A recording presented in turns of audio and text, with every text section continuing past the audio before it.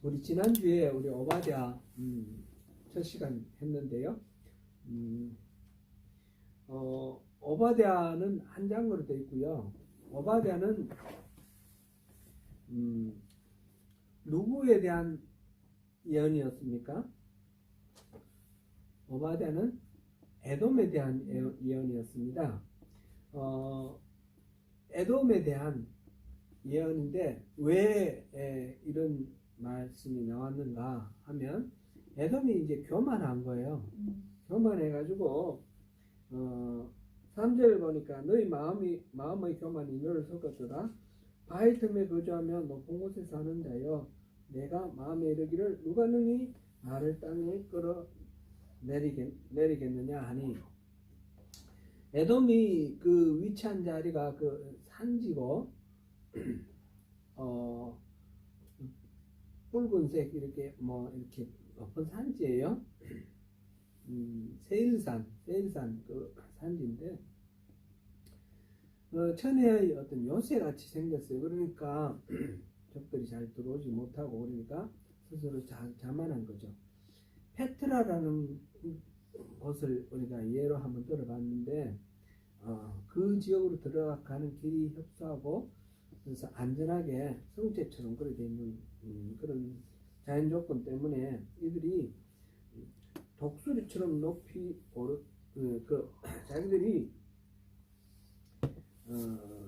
바위 틈에 거주하고 높은 곳에 사는데요. 이렇게 이제 지금 하나님이 부르셨는데 그러한 조건 때문에 자고해서 누가 우리를 끌어내리겠느냐, 우리에 대한 대적이 누구겠느냐 그런 거죠. 그랬을 때 하나님 말씀이 4절에 내가 독수리처럼 높이 오르며 별 사이에 깃들일지라도 내가 거기에서 너를 끌어내리리라. 아모스에서 하나님께서 어디에나 계시다라는 말씀을 하셨는데 이 에돔은 그 하나님의 손아귀에서 벗어날 수 있는 것처럼 그렇게 교만했다는 거죠. 근데 그럴 수가 없다 하는 것이 지금 이 오바댜 선지자를 통해서 주시는 하나님의 선포이십니다. 그러면서 철저하게 완전히 멸망할 것이다. 그게 이제 9절까지 이야기고요. 다음 10절부터 나오는 거는 그렇게 단순히 교만했기 때문에 벌 주시는 거냐, 그건 아니에요. 심판의 이유가 있습니다. 심판의 이유가 있는데 그게 예루살렘을 얻기 위해서 가치 제비를 뽑았다. 그 다음에 형제의 날 재앙을 방관했다. 유다 자손의 패망을 기뻐했다. 도망하는 자를 막고 오히려 잡아서 적에게 넘겨줬다. 이런 이야기들이 지금 11절부터 14절까지 쭉 나와 있습니다. 이게 에돔이 유다가 멸망할 때에 그 멸망하는 과정 속에서 고통하고 힘들어하는 이 유다를 도와주기는커녕 도리어 그 유다를 멸망시키는 바벨론과 한 몸이 되어서 같이 이렇게 억압하고 핍박하고 조롱하고 이렇게 했던 그런 것을 지금 심판의 이유, 에돔의 죄로 그렇게 말하고 있습니다. 그게 이제 지난주에 우리가 살펴본 내용이고요. 지난주에서 그래서 내용이 교만한가 하고 이웃의 고난을 방관하는 것, 이 두 가지에 대해서 우리가 아주 많이 살펴보았습니다. 오늘 그러면 이어서 나머지 부분을 볼 텐데 내가 질문을 하나 하겠습니다. 이 오바댜는 누구에게 선포한 예언일까요? 에돔에 대한 예언인데 에돔 사람에게 선포를 했을까요? 유다 사람에게 선포를 했을까요? 유다 사람에게 선포를 한 겁니다. 그래서 이게 성경에 들어와 있는 거예요. 에돔 사람에게 선포한 거면 여기 안 들어와 있을 거예요. 오바댜가 언제 사람이냐 하는 것에 대해서 지난주에 두 가지를 썰을 말씀드렸는데 BC 840년경 열왕기상 18장 3절에 나오는 그 아합 왕의 그 행정관으로 있는 오바댜, 그 예언자들을 핍박하고 죽일 때 살려준 100명의 선지자들을 살려준 그 사람 오바댜, 그 사람일 거라고 하는 그런 주장이 강하게 있는데요. 그것보다는 아마 587년 유다가 멸망할 당시 그 이후가 아니겠는가. 제가 후자가 타당할 거다 그런 말씀을 드렸습니다. 왜 그런지 그 이유를 지난주에는 자세히 안 살펴봤는데 잠깐 살펴보면요. 오늘 그 10절부터 오바댜 1장 10절부터 14절까지 내용이 바로 그겁니다. 유다의 멸망 당시 상황을 반영하고 있습니다. 에돔이 침략자들의 편을 들어서 그들의 고난, 유다 백성들의 고난을 방관하고 또 그것을 오히려 즐거워하고 기뻐하며 또 적들과 손잡고 유다를 이렇게 괴롭혔으며 도망하는 자들을 붙들고 도로 저기게 넘겨주고 또 노예로 팔아먹고 이런 만행을 저질렀던 것이 바로 여기에 지금 11절부터 14절에 나와 있습니다. 실제로 그러면 역사적으로 그랬을까요? 에돔이 바벨론이 유다를 멸망시켰는 것은 확실한데 에돔이 한 역할은 뭘까? 근데 성경에 낱낱이 자세히 나와 있지는 않습니다. 근데 분명하게 나와 있는 것이 몇 가지가 있습니다. 네. 이 유다가 멸망할 당시의 역사적 상황을 한번 기억을 한번 해보시죠. BC 609년에 갈그미스 전쟁, 1차 갈그미스 전쟁 때 이집트의 바로 느고가 그 아수르를 돕기 위해서 올라갈 때 유다의 요시야 왕이 그것을 가로막기 위해서 머깃도에서 전쟁을 쳐서 요시야가 죽었습니다. 그죠? 요시야 죽고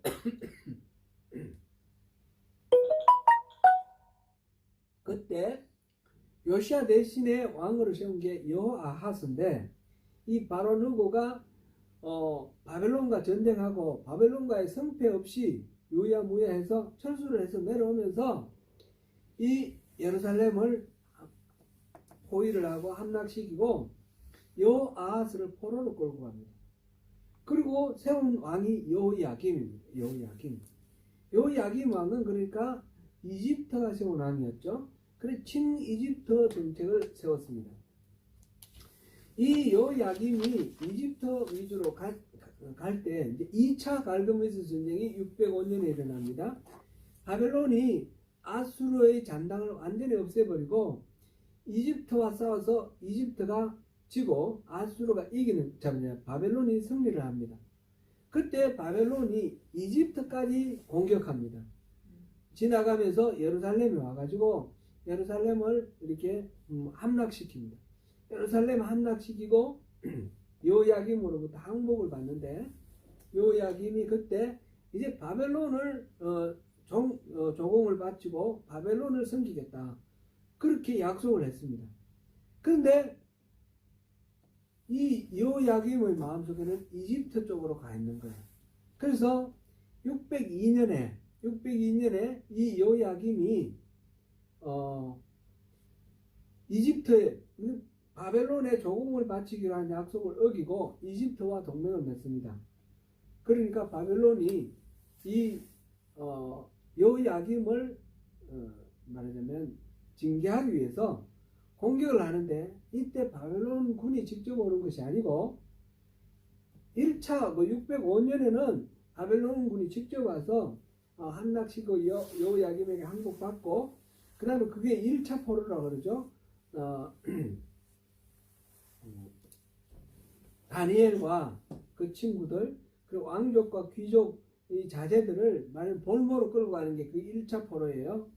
1차 포로가 605년에 있었는데 602년에는 이때 아람과 에돔과 모압 이 나라들에게 압력을 가해가지고 이 나라가 연합군을 만들어서 예루살렘을 공격하게 합니다. 이때에 여호야김을 포로로 끌고 갑니다. 바벨론으로. 602년에 포로로 끌려갔는데 다시 금방 아마 석방을 해준 것 같습니다. 이거는 역대하 36장 5절에서 7절 사이에 잠깐 나와 있습니다.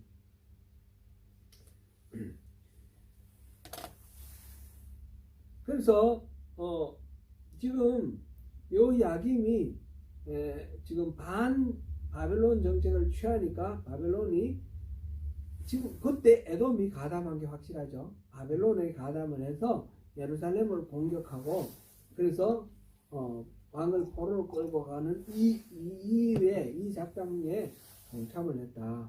에돔의 죄 중에 그게 이제 지금 거론이 되는 것입니다.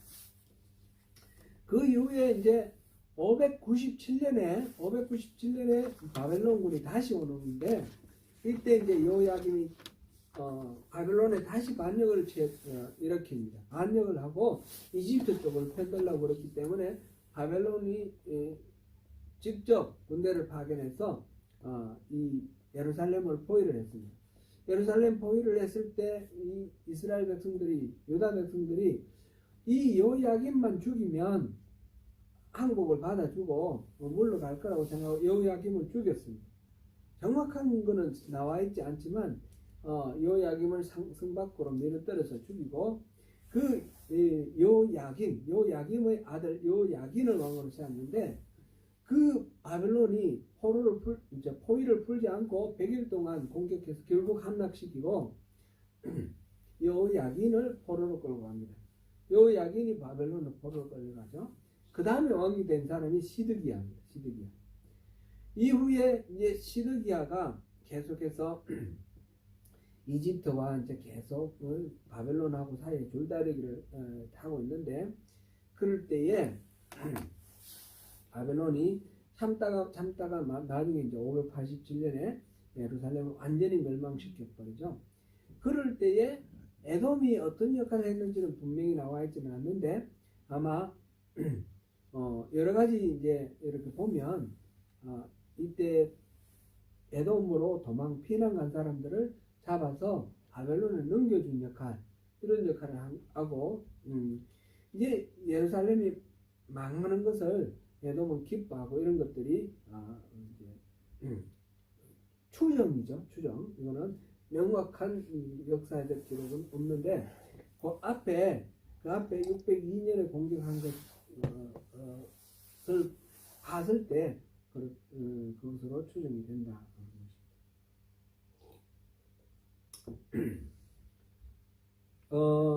여기서 이제 결국은 우리가 이 오바댜가 하는 이야기를 통해서 알 수 있는 것은 바벨론에 의해서 유다가 멸망할 당시에 이 오바댜가 예언한 것이고 그 예언의 핵심 내용은 에돔은 사실은 모든 이방 대적들 이스라엘에 대한 이방 대적들의 대표로 지금 에돔이 거론되었다 이렇게 보면 됩니다.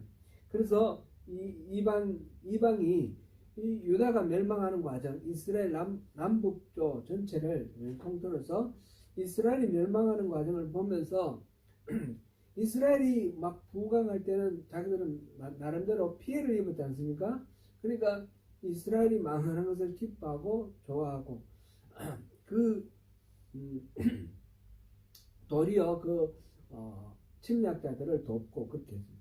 원래는 유다와 이 에돔은 형제가 아닙니까? 그죠?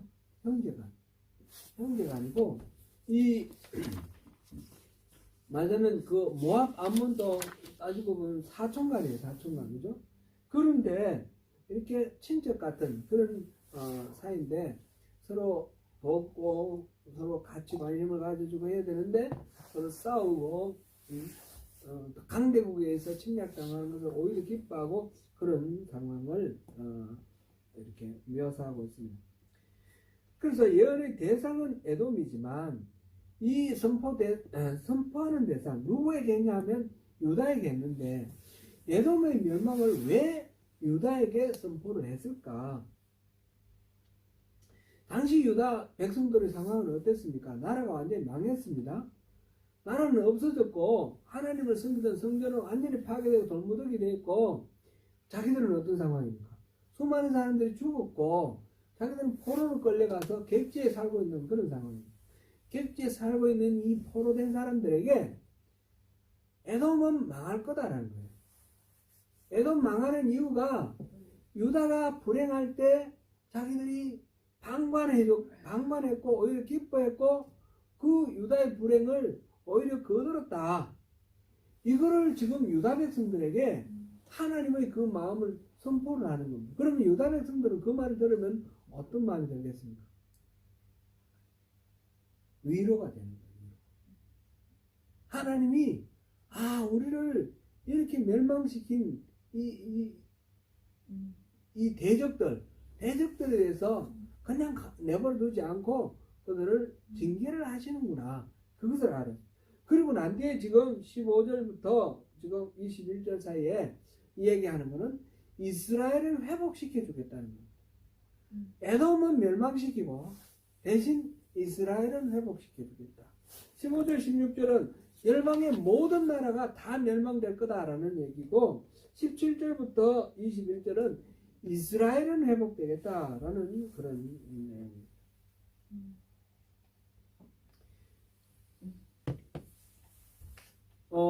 잠깐 보면 이스라엘에 대한 예언을 잠깐 살펴봅니다. 17절에 보니까 오직 시온산에서 피할 자가 있으리니 그 재난, 그 재앙을 피하는 사람이 시온산에 있다라는 거예요. 시온산은 어디입니까? 예루살렘에 있는 산, 상징적인 거죠. 상징적. 그 예루살렘에 하나님의 그 집이 있는 그곳에 피할 자가 있다는 거죠. 피하는 사람이 있을 것이고, 그래서 그 산이 거룩할 것이고, 야곱 족속은 자기 기업을 누릴 것이다. 야곱 족속이 누굽니까? 이스라엘이죠. 남북조 전체를 유다와 이스라엘 합쳐서 이스라엘 전체 민족 야곱 족속이죠. 야곱이 이스라엘 아닙니까? 이름이 바뀌어서 이스라엘 됐죠. 그러니까 이 야곱 족속이 다시 기업을 가지게 될 것이다. 회복돼야지 가능한 거죠. 그 다음에 18절 보니까 야곱 족속은 불이 될 것이고 요셉 족속은 불꽃이 될 것이며, 요셉 족속은 이 야곱 족속 중에 특별히 북왕국 이스라엘을 더 이렇게 얘기를 합니다. 에브라임, 므낫세, 이게 이제 요셉의 아들이죠. 그래서 그들은 불꽃이 될 거고 에스 족속은 지프라이가 될 것이다. 어떻게 되는 거예요? 그러면 이 이스라엘, 유다와 이스라엘이 불이 타면 그게 불쏘시개가 뭡니까? 지푸라기인 에서가 에돔이 되는 거예요. 그죠? 에돔, 에서. 그들은 완전히 불살라서 없어질 거라. 남은 자가 없어지니 그렇게 됐습니다. 이게 여호와께서 말씀하신 것입니다. 지금 에돔은 나름대로 자기 자리 지키고 있고, 유다가 망하고 이스라엘이 멸망됐을 때 이렇게 기득거리면서 자기들이 기뻐했는데, 이스라엘은 지금 거의 많은 사람들이 절반 이상이 전쟁에서 죽었고 포로로 끌려간 사람들이 지금 객지에서 고생하는데, 겉으로 객관적으로 봤을 때는 에돔은 그대로 있고 유다는 완전히 망했어요. 그런데 하나님 말씀이 에돔은 완전히 불살라서 없애버릴 거다. 남은 자가 없을 것이다. 그리고 이 야곱 족속, 이스라엘 족속은 야곱 족속, 요셉 족속은 오히려 불꽃이 되고, 그래서 이 에스를 태울 것이다. 하나님은 누구 편이에요? 바로 이쪽 이스라엘 편이라는 것을 확실하게 말씀해 주십니다. 그러면서 19절, 그들이 네겝과 에스의 산과 평지와 블레셋을 얻을 것이요, 또 그들이 에브라임의 들과 사마리아의 들을 얻을 것이요, 베냐민은 길랏을 얻을 것이며, 지금 영토를 회복하는 그런 장면입니다. 네겝은 남부에 있는 사막지대죠. 가데스 바네아 있고 있죠. 가데스 바네아에서부터 시작해서 브에세바 있는 그 사이가 네겝 사막입니다. 그 사막, 그 다음에 에스의 산은 지금 에돔이 지금 있는 그 산지라고 그랬죠. 세일산 있는 그 산지. 그리고 평지는 우리 신약개관, 구약개관 할 때 그 쉐펠라라는 거 봤는데 쉐펠라 기억나세요?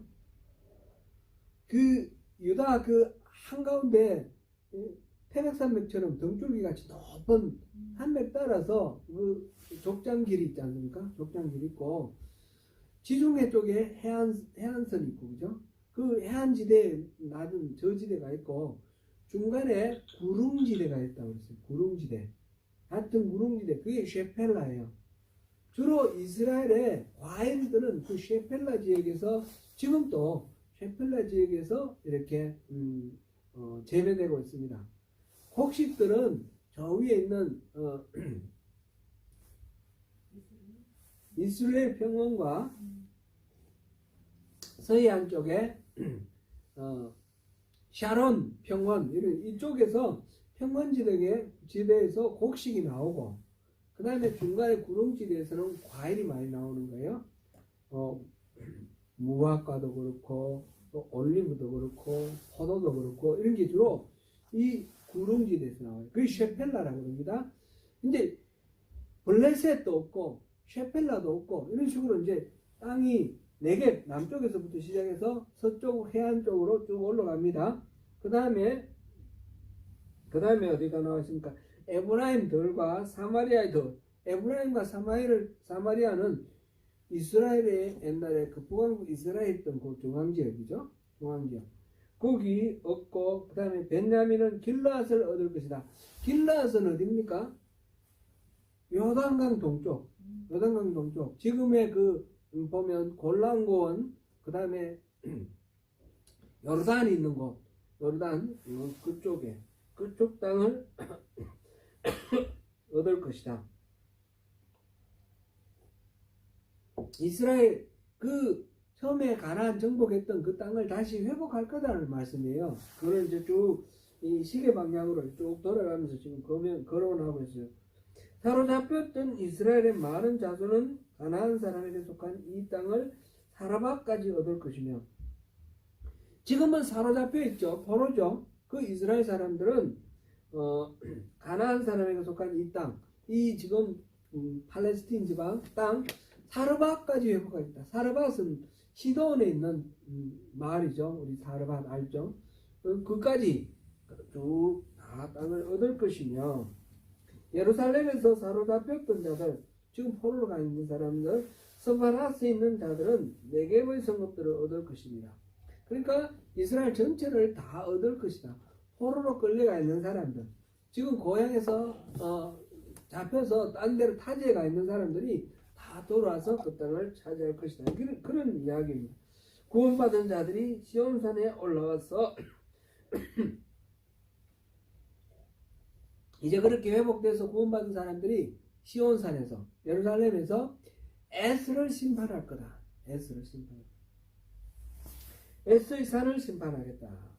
그래서 나라가 여호와께 속하리라. 이렇게 되어 있습니다.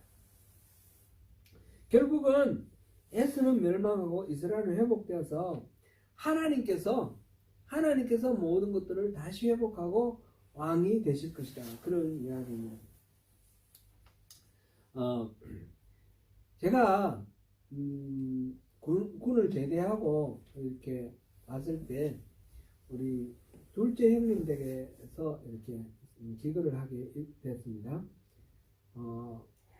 제가 이제 학교도 다녀야 되고 그러니까 형님 댁이 이제 서울에 있으니까 형님 댁에 권리도 없으면서 무작정 형님 댁에 가서 머물게 됐습니다. 우리 형수님이 참 좋으셔요. 우리 형수님이 우리 어머니 같아요. 우리 초등학교 2학년 때 우리 담임 선생님이셨는데 우리 형님하고 결혼하셔서 우리 형수가 되셨어요. 그래서 우리 형수님은 저를 마치 아들인 것처럼 그렇게 많이 아껴주고 그렇게 사랑하셔요. 지금도 그러셔요. 그러신데 이제 조카가 3명이 났어요. 조카가 3명이 났는데 막내가 제가 군대 제대했을 때 얘가 5학년인가 좀 된 것 같아요. 76년생이니까 그쯤 될 것 같아요. 제가 84년에 제대를 했는데 한번 상상해 보십시오. 초등학교 국민학교 5학년 그때 당시 국민학교니까 그 정도 됐던 것 같아요. 근데 어느 날 뭘 하여튼 얘기를 했는데 말을 안 들었어요. 그래서 제가 혼을 냈는데 말로 혼내다가 안 돼서 때렸어요. 때릴 때 제가 생각할 때는 얘는 때려서라도 행동을 바르게 해가지고 바로 고쳐서 훈련을 교육을 시켜야지 삼촌으로서 마땅하다 이렇게 생각을 하고 이제 때렸어요. 그리고 이제 형수님한테도 얘기하고 알게 됐는데 형수님이 너무너무 싫어하시는 거예요. 근데 충격받았어요. 저는 제가 조카를 이렇게 훈육을 하는데 때리는 것도 형수님은 저를 너무너무 사랑해 주시고 아껴 주셨기 때문에 저를 잘 이해하시고 조카를 오히려 왜 삼촌 말 안 듣냐 이래가지고 조카를 혼내고 제 편이 되실 줄 알았는데 그게 아니라 막 화를 내셨어요. 왜 때리냐고 말로 하지 그러셨어요.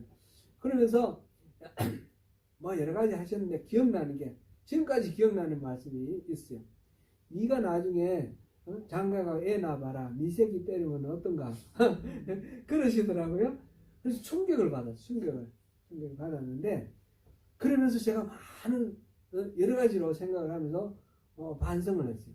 제가 이제 큰 조카도 그때 중학교 2학년이었는데 공부시킨다고 수학 문제 숙제 내주고 안 하면 때렸거든요. 매로 때렸거든요.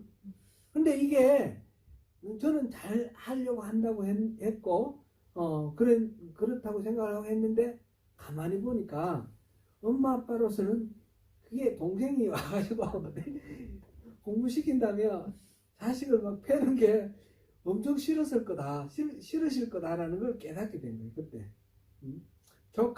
이 막내 조카를 그렇게 하면서 이 조카들 너무너무 저도 지금도 좋아하고 아주 친하고 사랑스러운 그런 조카인데 물론 이제 다 어른이 돼가지고 큰 조카는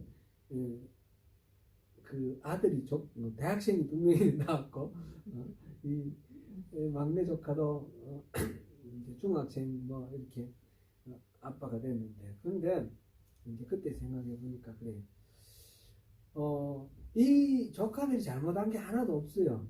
하나도 없는데 제가 훈육하기 위해서 제 나름대로의 철학을 가지고 훈육을 하기 위해서 내지를 했는데 그것이 엄마한테는 너무너무 마음 아픈 일이에요. 싫은 일이에요. 잘못됐어요.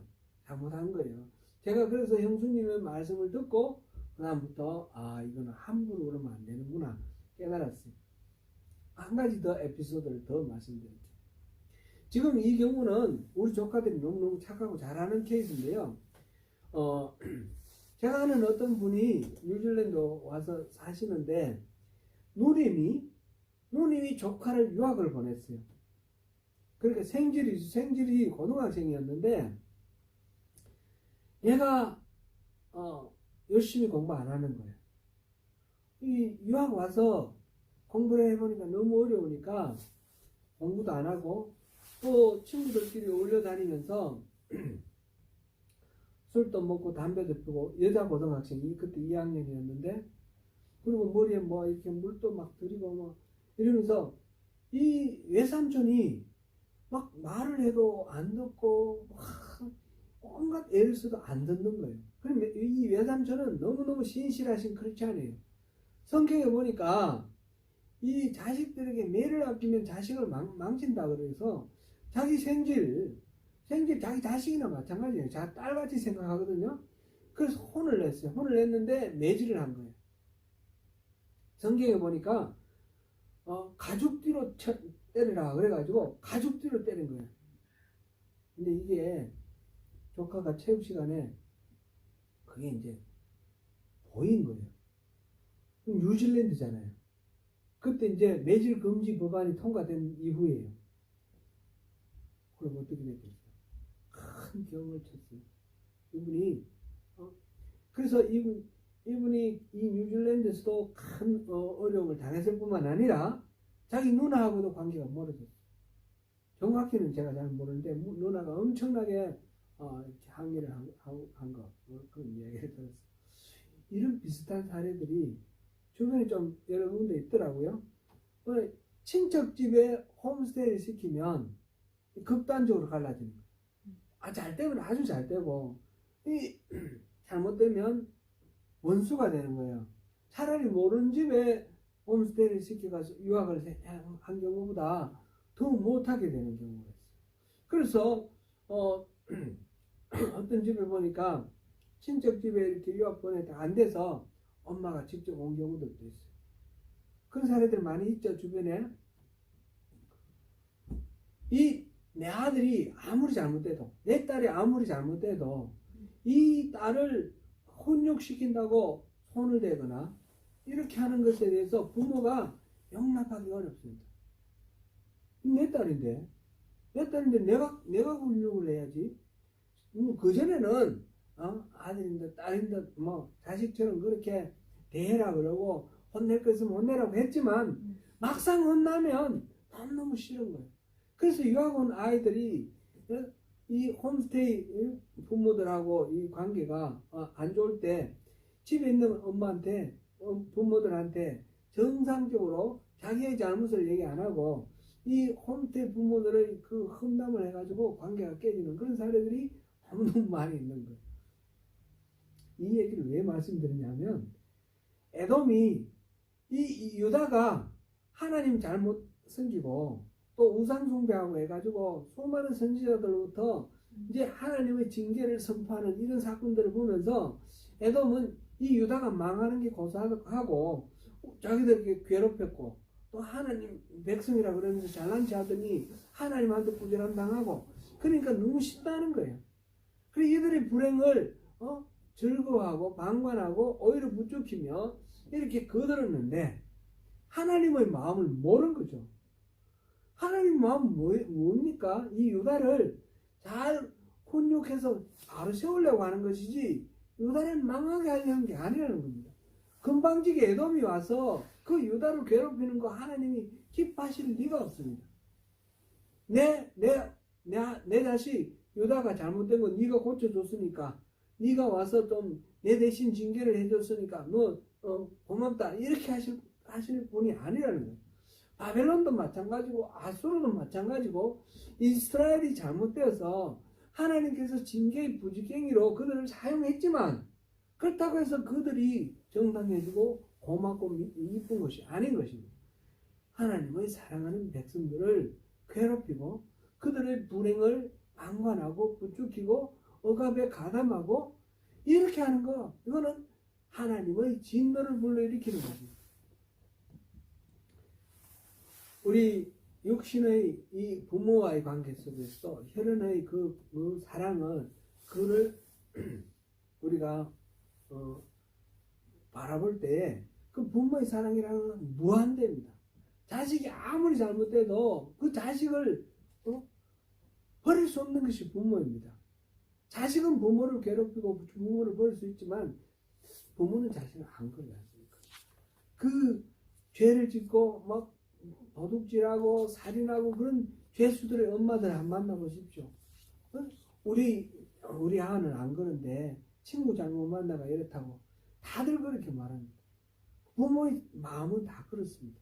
그는 모든 것들을 다 알지 못하는 인간의 한계를 가리키지만 이걸 통해서 하나님의 마음을 우리가 알 수가 있습니다. 이스라엘이 아무리 나빠도 하나님은 이스라엘을 하나님의 자녀로 선택하셨고 하나님의 백성으로 선택하셨습니다. 그들을 징계하고 혼낼지라도 결국은 붙들어서 회복시켜서 다시 하나님의 자녀로 삼고 하나님 그들의 왕이 되기를 원하시는 것입니다.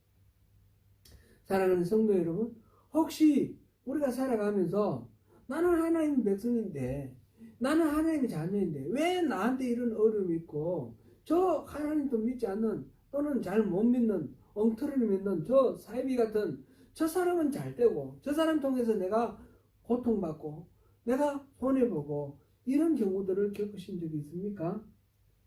그럴 때 우리가 착각하면 안 되는 것입니다.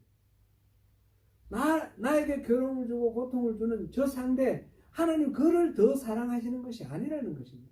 에돔을 더 사랑하시는 것이 절대로 아니라는 것입니다.